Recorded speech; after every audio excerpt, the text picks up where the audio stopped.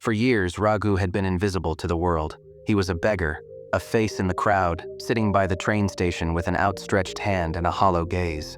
His days were spent waiting for a coin, a bit of kindness, a fleeting moment of recognition. He was no more than a shadow, barely noticed by the people who passed him by. He had nothing but the clothes on his back, torn, ragged, and stained by the dirt of the streets. His life had become a monotonous cycle of begging, receiving scraps, and disappearing into the background. But what could he do? What else was there for someone like him? Raghu had been told his entire life that he wasn't worth much, that he was destined to live on the edges of society, unseen and unheard.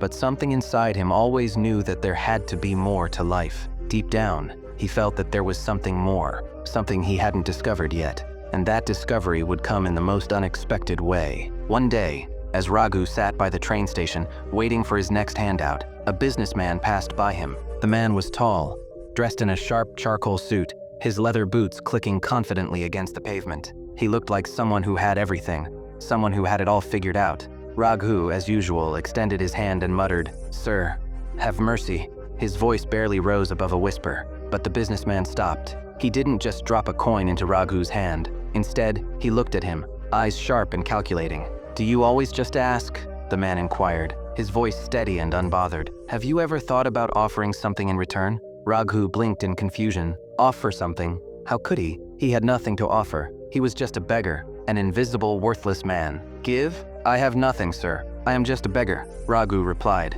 his words heavy with the weight of his poverty. The businessman smiled, a smile that wasn't cruel but knowing. "No one owns nothing." His voice was calm, almost philosophical. "Even a stone can spark a fire. The world doesn't donate, it trades. If you offer nothing, you deserve nothing." With that, the businessman turned and walked away, leaving Raghu stunned and speechless. That night, Raghu couldn't shake the businessman's words. What if he was right? What if I've been going about this all wrong? For the first time, Raghu began to wonder, what could I offer? He had never considered the possibility that he could offer anything. His life had been about receiving, not giving. But now, a tiny spark of hope flickered inside him. What if the key to changing his life was to start offering something in return? The next morning, as Raghu walked through the station, he noticed something different. Amidst the rush and chaos, he spotted a patch of wild marigolds growing by the wall. Their bright orange and yellow petals seemed to glow in the sunlight, a burst of color in an otherwise gray world. They stood out, defying the odds, a symbol of beauty in the midst of everything else. Raghu paused. What if this was the answer? What if he could offer something as simple as a flower to someone passing by? He picked a handful of marigolds, their petals still damp with morning dew, and returned to his usual spot. This time, when people walked by and dropped a coin in his hand, Raghu pressed a marigold into their palm. He didn't just take their money, he gave them something in return, something small, but meaningful.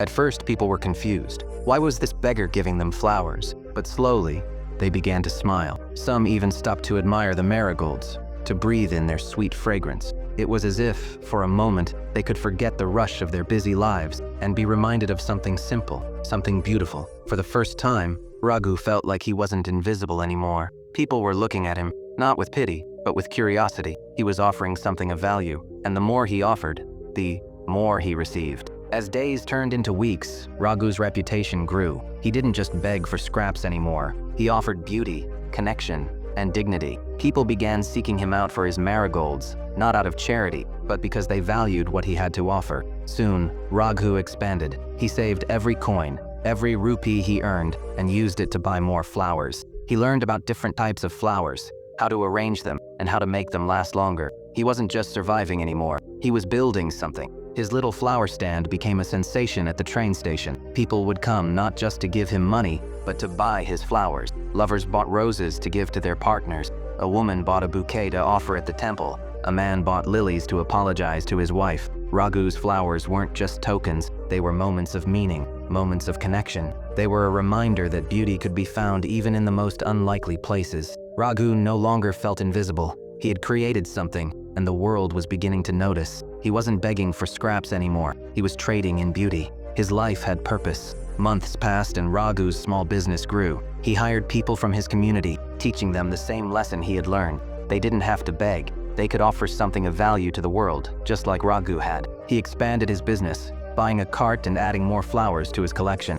Then, one day, the businessman returned to the station. As he walked through the crowd, he saw Raghu's flower cart. It was hard to miss. The vibrant colors, the sweet fragrance, and the man behind it, standing tall with a smile that spoke of confidence and pride. The businessman stopped in his tracks. Is that Raghu? Raghu looked up and smiled. Do you remember me, sir? The businessman's eyes widened in shock. Impossible. You were just a beggar. How did this happen? Raghu chuckled. You told me the world doesn't donate, it trades. Well, I've learned to trade in beauty, connection, and dignity. He handed the businessman a bouquet of marigolds. You were right. The world doesn't donate, it trades. And now, I have something to offer. The businessman's smile was wide, genuine. You've done more than just offer something, Raghu. You've transformed your life. Raghu had taken a simple truth, a truth that many ignore, and turned it into a life-changing reality. He had learned that prosperity doesn't come from waiting for handouts. It comes from offering something of value to the world. Moral of the story. Success isn't about being born into the right circumstances. It isn't about luck, connections, or chance. It's about what you offer to the world. The moment Raghu stopped asking for handouts and started offering something, anything, he changed the trajectory of his life. Life isn't a charity, it's a marketplace. The world will never give you anything until you offer something of value in return. So ask yourself, what's your marigold? What can you offer to the world that will transform your life? What value can you create that will make people stop, notice, and appreciate you? The world will only notice you when you stop asking and start offering. When you bring something of value to the table, the world will take notice, and success will follow. If this story inspired you, hit like. Share it with someone who needs a shift in perspective. Comment below, what's your marigold moment?